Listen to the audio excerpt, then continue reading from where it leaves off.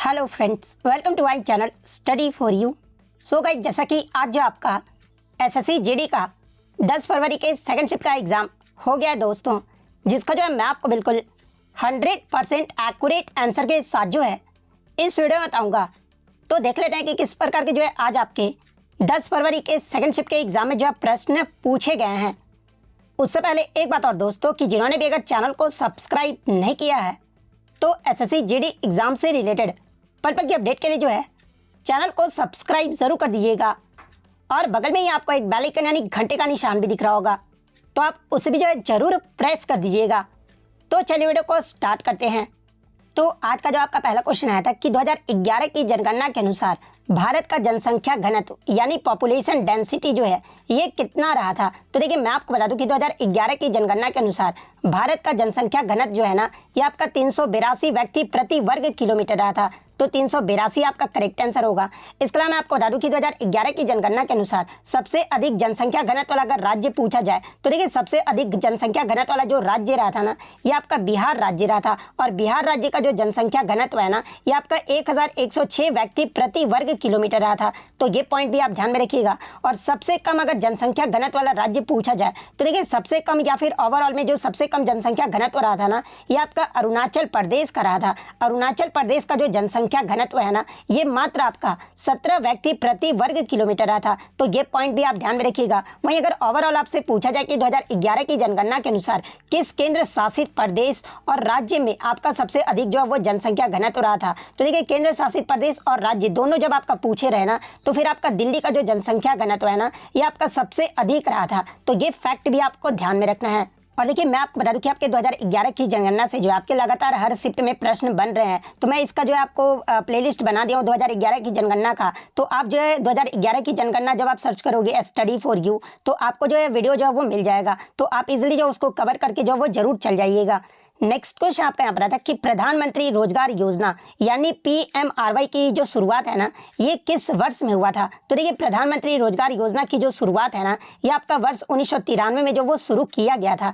तो 1993 आपका correct answer होगा। और देखिए, ये जो आपका प्रधानमंत्री रोजगार योजना था ना, ये आपके भारत के शिक्षित युवाओं और महिलाओं को जो है स्वरोजगार प्रदान करने के लिए जो वो शुरू किया गया था। और इस योजना को जो है ये आपका विनिर्माण, व्यापार और सेवा क्षेत्र में स्वरोजगार उद्यम स्थापित करने के लिए जो है आपके रियायती वित्तीय सहायता प्रदान जो है ये आपका योजना जो वो करता है। तो ये पॉइंट भी आप ध्यान में रखिएगा। इसके अलावा केंद्र सरकार जो है PMRY को जो है ये आपका प्रायोजित जो वो करती है। नेक्स्ट क्वेश्चन आपका यहाँ पर आया था कि 5वीं और 6ठी योजना के बीच जो है आपका कौन सा प्लान जो वो चलाया गया था। तो देखिए, मैं आपको बता दूं कि 5वीं और 6ठी पंचवर्षीय योजना के मध्य जो है ये आपका रोलिंग प्लान जो वो चलाया गया था। और ये जो योजना है ना, ये आपका 1978 से 1980 के बीच जो ये आपका चला था। और जनता पार्टी सरकार ने 5वीं पंचवर्षीय योजना को खारिज कर दिया था। और इसके बाद जो है ये आपका रोलिंग प्लान जो वो शुरू किया गया था। तो अगर रोलिंग प्लान ऑप्शन में दिया गया होगा तो रोलिंग प्लान आपका यहाँ पे करेक्ट आंसर होगा। लेकिन अगर ऑप्शन में आपका रोलिंग प्लान नहीं दिया होगा तो फिर मैं आपको बता दूं कि भारत में जो है आपके आवर्ती योजना को जो है ये आपका 1978 में जो वो शुरू किया गया था। और आवर्ती योजना की जो अवधारणा को जो है ना, ये आपके गुन्नार मैडल ने जो वो बनाया था। तो ये पॉइंट भी आप ध्यान में रखिएगा। इसके अलावा 1980 में सत्ता में आने पर इस योजना को जो है भारतीय राष्ट्रीय कांग्रेस सरकार ने फिर से खारिज कर दिया और एक नई 6ठी योजना भी जो वो बनाई थी। और आवर्ती योजना का जो मुख्य लाभ ये है ना कि ये जो आपके लचीले होते हैं, या तो ऑप्शन में आपका रोलिंग प्लान दिया गया होगा या फिर आपका आवर्ती योजना दिया गया होगा। तो इन दोनों में से जो भी ऑप्शन में दिया गया होगा वो जो आपका यहाँ पे करेक्ट आंसर होगा। नेक्स्ट आपका यहाँ पर आया था कि डॉक्टर सौम्या स्वामीनाथन 2024 में जो है ये क्या है। तो देखिए, इसके ऑप्शन तो बच्चों द्वारा मुझे मिल नहीं पाया है, लेकिन मैं आपको बता दूं कि केंद्रीय स्वास्थ्य मंत्रालय ने प्रोफेसर और डॉक्टर सौम्या स्वामीनाथन को जो है ये आपके राष्ट्रीय क्षय रोग उन्मूलन कार्यक्रम के लिए प्रधान सलाहकार के रूप में जो वो नियुक्त किया है। इसके अलावा उन्होंने भारतीय चिकित्सा अनुसंधान परिषद यानी ICMAR के महानिदेशक के रूप में भी जो है ये डॉक्टर सौम्या स्वामीनाथन ने जो है वो कार्य किए हैं। इसके अलावा डॉक्टर सौम्या स्वामीनाथन जो है विश्व स्वास्थ्य संगठन की जो है ये मुख्य वैज्ञानिक भी जो वो रही है। तो इनमें से जो भी ऑप्शन में आपका दिया गया होगा वो आपका यहाँ पे करेक्ट आंसर होगा।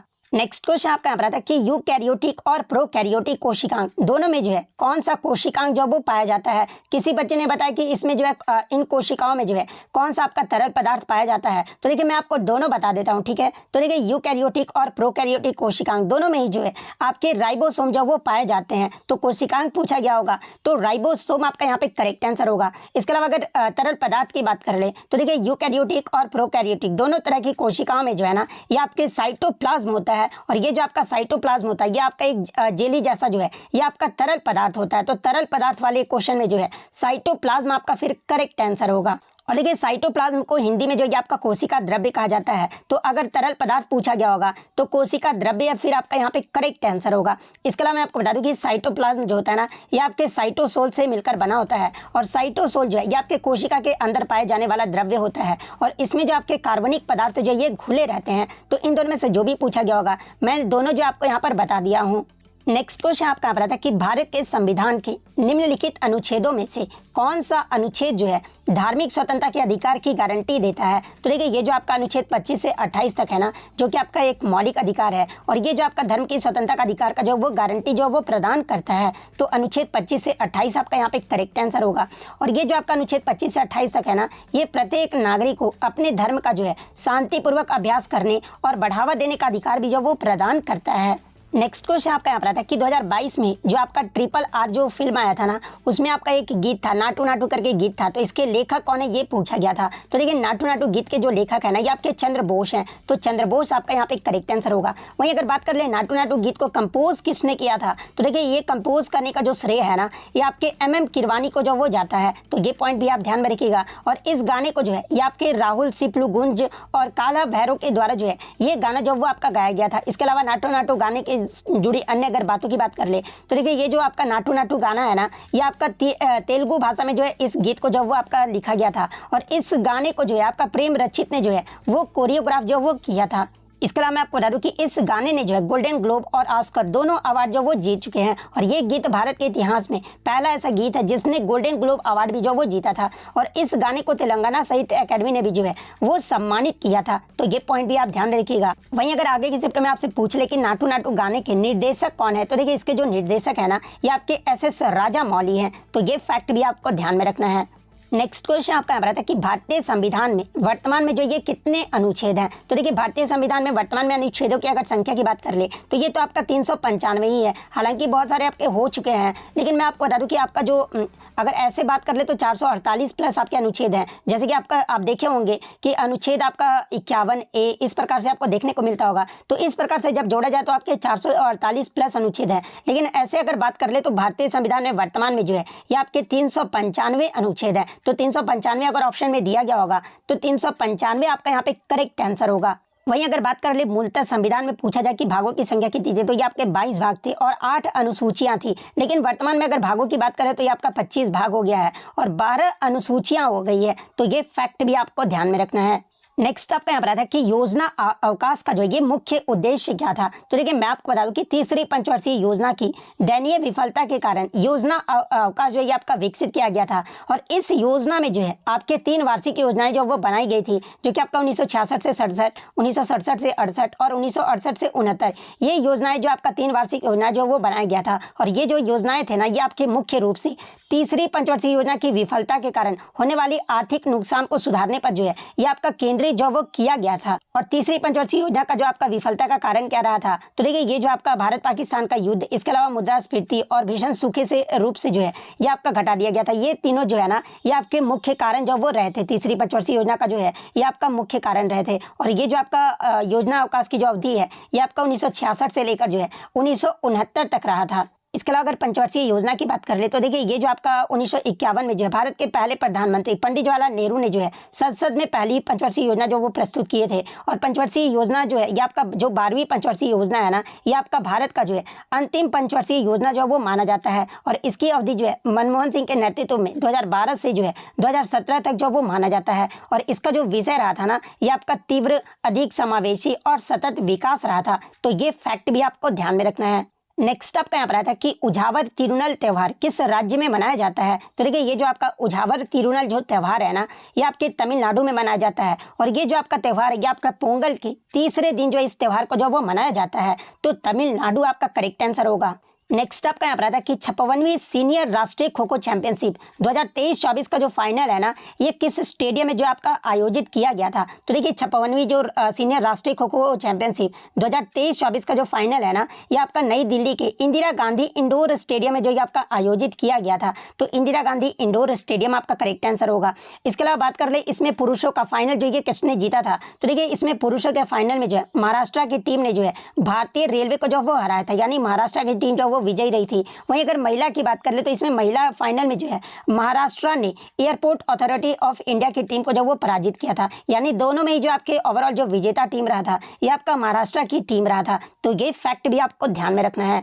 नेक्स्ट आपका यहाँ पर आता है कि तीरंदाजी में पीले रंग के केंद्र बिंदु यानी बुल्स आई पर तीर लगाने पर जो ये कितने अंक मिलते हैं। तो देखिए बुल्स आई पर तीर लगाने पर जो है ये आपके 10 अंक जो वो दिया जाता है। तो 10 अंक आपका करेक्ट आंसर होगा।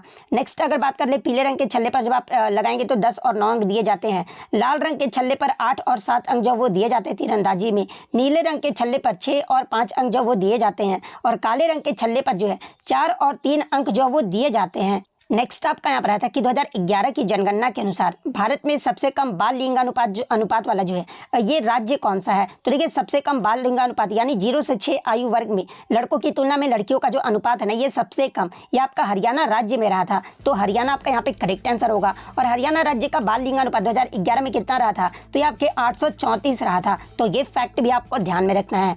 नेक्स्ट आपका यहाँ पर आता है कि इनमें से कौन सा जो है उड़ीसा का लोकप्रिय लोक नृत्य है। तो देखिए उड़ीसा के अगर लोकप्रिय लोक नृत्य की बात कर ले तो देखिए दलखाई, ओडिसी नृत्य, छऊ नृत्य, चैती घोड़ा, डंडा नाटा, मेघा नाचा और चांगू नृत्य और कर्म नृत्य, ये सभी जो नृत्य है ना, ये आपके उड़ीसा के जो वो लोक नृत्य हैं। हालांकि ओडिसी जो नृत्य ये आपका जो है शास्त्रीय नृत्य है। तो इनमें से आपका जो भी ऑप्शन में दिया गया होगा वो आपका यहाँ पे करेक्ट आंसर होगा। नेक्स्ट क्वेश्चन आपका यहाँ पर आया था कि अभ्यागत शब्द का जो है प्रवाची शब्द पूछा गया था। तो देखिए अभ्यागत शब्द का जो प्रवाची शब्द होता है ना, ये आपका अतिथि होता है, मेहमान होता है, पहुना होता है और आगंतुक होता है। तो इनमें से आपका जो भी ऑप्शन में दिया गया होगा वो आपका यहाँ पे करेक्ट आंसर होगा। नेक्स्ट अगर बात कर ले तो फिल इन द ब्लैंक्स में आया था, उसमें आपको तत्सम भरना था। तो ऑप्शन में जो आपको तत्सम जो वो दिया गया था। तो देखिए ये जो आपका कर्ण शब्द है ना, ये आपका तत्सम है। तो कर्ण आपका यहाँ पे करेक्ट आंसर होगा। नेक्स्ट आपका यहाँ पर फिल इन द ब्लैंक से आया था कि राधा को जो है उसमें आपको विदेशज जो वो भरना था, जहाँ पे ऑप्शन में आपका क्या क्या दिया गया था। तो देखिए ऑप्शन में जो आपका किशमिश, दही और मिठाई जो वो दिया गया था। तो देखिए यहाँ पर जो आपका विदेशज शब्द जो आएगा ना, ये आपका किशमिश आएगा, क्योंकि ये जो आपका किशमिश है ना, ये आपका एक विदेशी शब्द है यानी फारसी शब्द है। तो राधा को किशमिश पसंद है, आपका जो वो ये करेक्ट आंसर होगा। एक क्वेश्चन आपका यहाँ पर आया था कि पृथ्वी की सतह पर गुरुत्वाकर्षण बल जो है ना, ये कितना होता है। तो देखिए पृथ्वी की सतह पर गुरुत्वाकर्षण बल जो है ना, ये आपका 9.8 मीटर पर जो है न्यूटन पर केजी होता है। तो 9.8 न्यूटन प्रति किलोग्राम आपका करेक्ट आंसर होगा। हालांकि मैं आपको बता दूं कि पृथ्वी की सतह से दूरी बढ़ने के साथ जो है गुरुत्वाकर्षण जो बल होता है ना, ये भी आपका कम जो वो होते जाता है। इसके अलावा मैं आपको बता दूं कि गुरुत्वाकर्षण बल को जो है ये आपके त्वरण को जो आपका जी से जो वो दर्शाया जाता है। और जी का मान पृथ्वी की सतह पर लगभग आपका 9.8 मीटर पर सेकेंड स्क्वायर होता है। तो ये पॉइंट भी आप ध्यान में रखिएगा। गुरुत्वाकर्षण बल का जो सूत्र होता है ना, ये आपका F = G m1 × m/r² होता है। वहीं अगर कैपिटल G की बात कर ले यानी गुरुत्वाकर्षण स्थिरांक का मान कितना होता है। तो देखिए गुरुत्वाकर्षण स्थिरांक का जो मान है ना, ये आपका 6.673 × 10⁻11 न्यूटन मीटर स्क्वायर पर केजी स्क्वायर होता है। तो ये फैक्ट भी आपको ध्यान में रखना है। तो इतने क्वेश्चन जो है आज मुझे बच्चों के द्वारा मिले, जो कि आपके 100% रियल और ऑथेंटिक है। और उन बच्चों के लिए मैं बता दूं कि जो सेकंड शिफ्ट का एग्जाम देख रहे थे, और बहुत सारे बच्चे ये बोलेंगे कि सर कुछ क्वेश्चन जो है नहीं पूछा गया था। तो मैं पता नहीं उन बच्चों के मैं क्या ही बोलूं। मतलब जब क्वेश्चन पूछा जाता तब तो बोली निकलता नहीं है, एक भी प्रश्न तो बताने के लिए टेलीग्राम पर आते नहीं है। फिर पता नहीं वीडियो में आके कमेंट क्यों करने लगते हैं। जब क्वेश्चन नहीं बता दो तो फिर बोलने का भी अधिकार नहीं है, ठीक है। तो पहले आके टेलीग्राम पर क्वेश्चन बताइए, कुछ भी क्वेश्चन तो याद होगा ना। ऐसा थोड़ा कि एक क्वेश्चन भी आपको याद नहीं होगा, लेकिन जब क्वेश्चन भेजते ही नहीं हो तो फिर किसी को बदनाम मत करो, ठीक है। तो मैं यही बोलूंगा कि आप टेलीग्राम पर थर्ड शिफ्ट का एग्जाम देकर आए हैं तो या तो आप वीडियो में कमेंट कर दीजिए क्वेश्चन को, या फिर आप जो है टेलीग्राम पर जाकर भी जो है अपने प्रश्न जो वो कमेंट कर सकते हैं। तो अगर वीडियो अच्छी लगी हो तो वीडियो को जो है लाइक जरूर कर दीजिएगा। और इसी तरह रियल एनालिसिस पाने के लिए जो है चैनल को सब्सक्राइब कर लीजिएगा, ठीक है। तो मिलते हैं नेक्स्ट वीडियो में, तब तक thank you, all the best.